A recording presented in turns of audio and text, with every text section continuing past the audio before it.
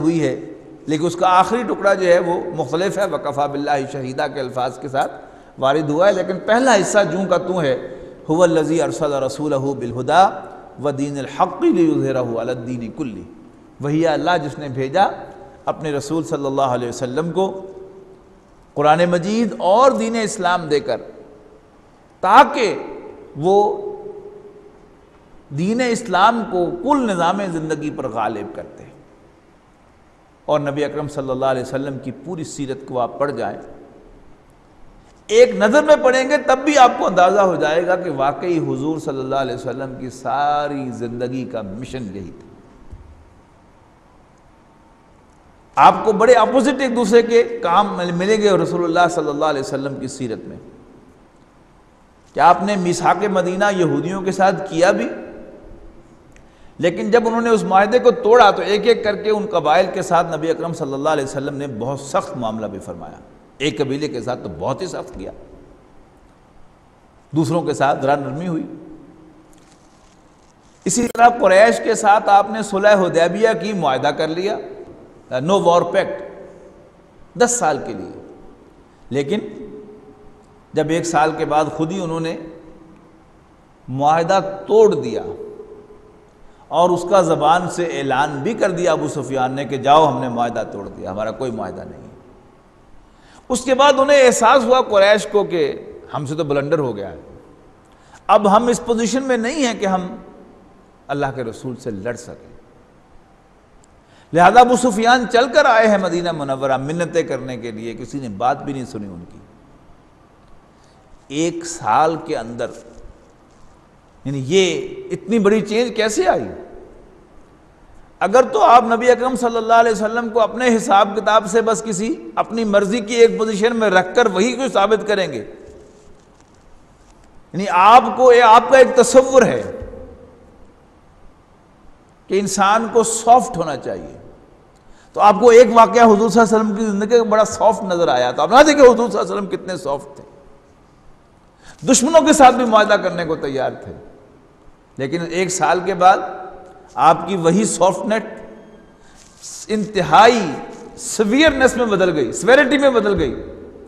کہ منتیں کرنے کے باوجود قریش کے سردار کے آپ نے معاہدے کی تجدید نہیں کی، اسے ہم آنکھیں بند کر لیتے ہیں۔ اور اپنی جھوٹ بھی ایسا جھوٹ کہ اللہ کی پناہ، کہ جس کا نہ سر ہو نہ پیر،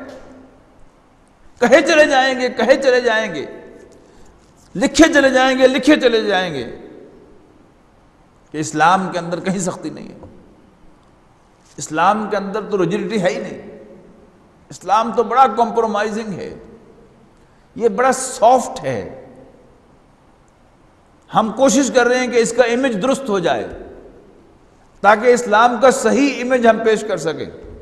انا للہ و انا الیہ راجعون۔ یہ سارے جو یہ دعوے کرنے والے، میں دعوے سے کہتا ہوں کہ ان کی اکثریت نے کوئی چھوٹی سے چھوٹی کتاب بھی سیرت النبی کی نہیں پڑھی، زندگی میں ایک بار بھی انہوں نے قرآن مجید کا ترجمہ نہیں پڑھا، باقی اور جو دینی علوم ہیں وہ تو بہت دور کی بات ہے، لیکن دعوے اس طرح کرتے ہیں کہ جیسے وہ اسلام کے اندر بڑی اتھارٹی ہیں اور اسلام کا صحیح امیج انہیں ہی معلوم ہے، اسلام کا صحیح تصور انہی کے پاس ہے، اسلام کو صحیح معنوں میں وہی سے سمجھتے ہیں۔ اسلام نہ ہو گیا، مذاق ہو گیا۔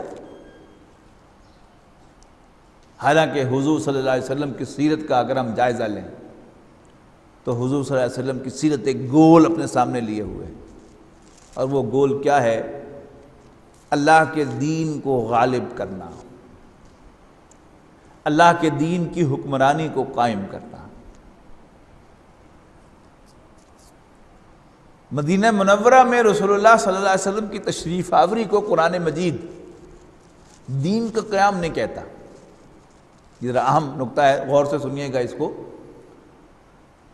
کہ مدینہ منورہ دارالاسلام نہیں تھا، دارالسلام تھا، کہ وہاں مسلمانوں کو سیکیورٹی حاصل ہو گئی، سلامتی مل گئی،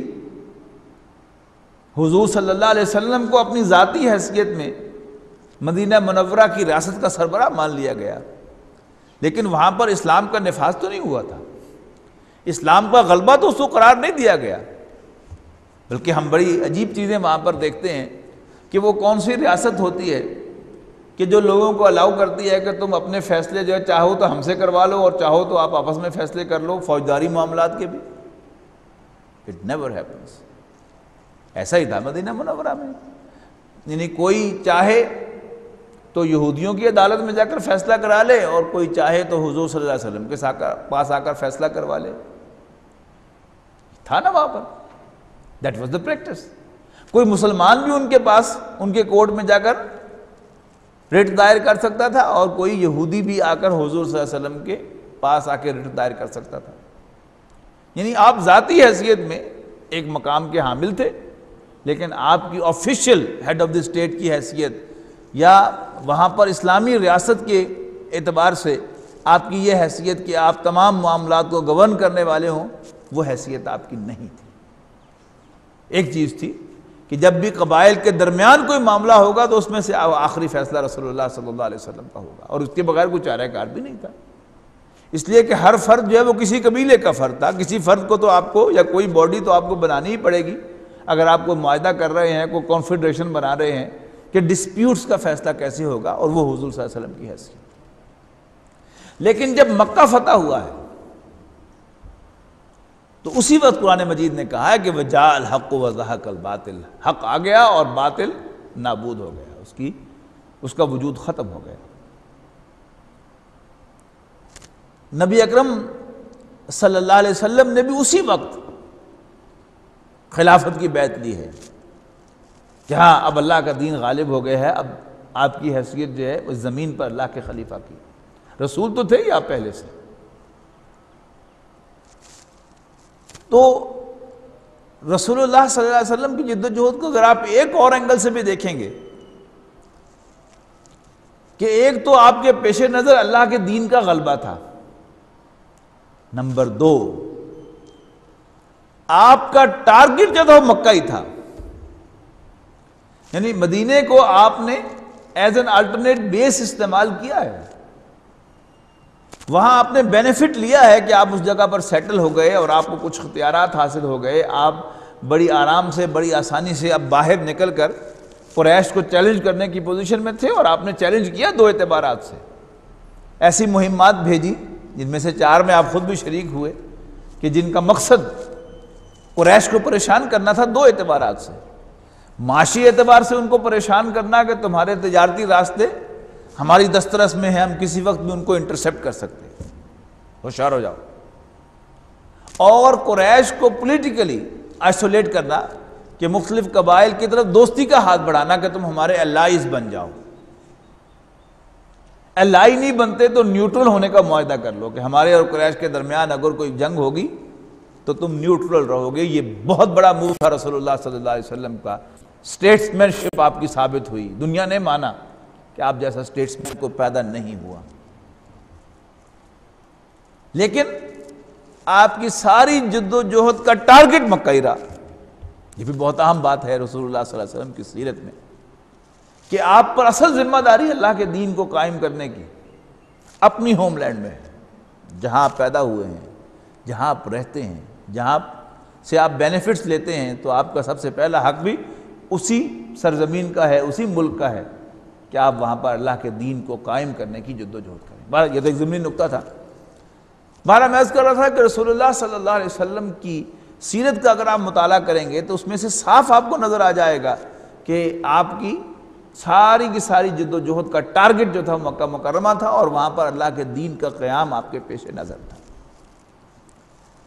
جزیرہ نما عرب میں نبی اکرم صلی اللہ علیہ وسلم نے اللہ کے دین کو غالب کر کے دکھا دیا اور وہاں پر خلافت قائم کر دی۔ اب آپ کے خلفاء ہیں، حضرت ابوبکر صدیق رضی اللہ تعالیٰ عنہ اپنے آپ کو خلیفۃ المسلمین نہیں کہتے تھے، امیر المومنین وہ تو تھے ہی تھے، اور خلیفۃ رسول اللہ کہتے تھے کہ میں اللہ کے رسول کا نائب ہوں، اللہ کے رسول کا خلیفہ ہوں۔ اور اس طرح حضرت عمر رضی اللہ تعالیٰ عنہ خلیفت رسول اللہ تھے، اللہ کے رسول کے خلیفہ تھے، اور حضرت عثمان